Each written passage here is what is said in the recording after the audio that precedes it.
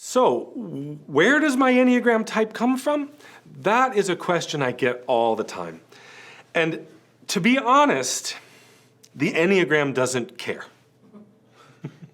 The Enneagram asks this question: where are you now?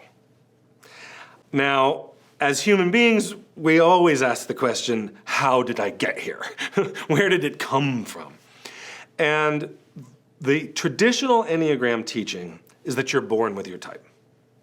But the traditional Enneagram teaching was also handed down over thousands of years before we really understood much about brain development, about psychology, about personalities.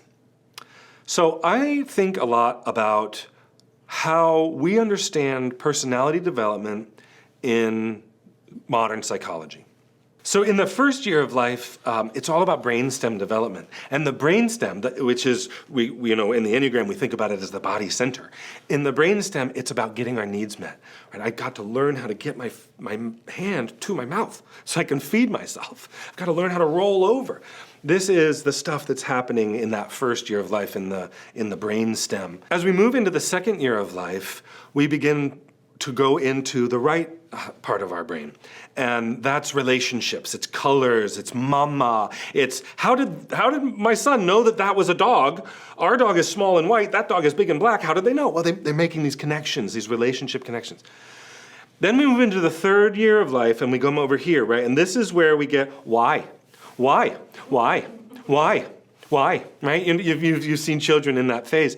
It's because this left hemisphere is coming online. And that's logic and reason and cause and effect. And this is where they start to steal from the cookie jar by moving the stool over and telling a lie.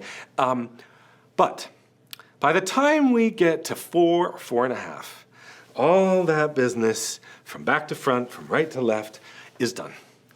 And our personalities are formed.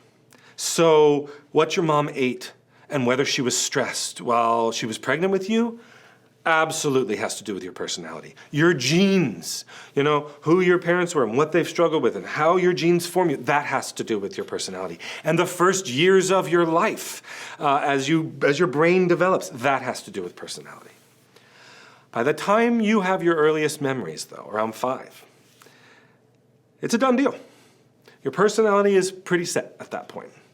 And at that point, for the rest of our lives, I like to think of it as kind of an operating system.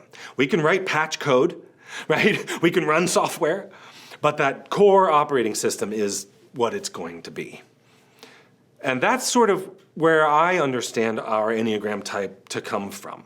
I can appreciate the traditional teaching that it is established before you're born. But I think that the truth is we live in a world where we interact with our environment.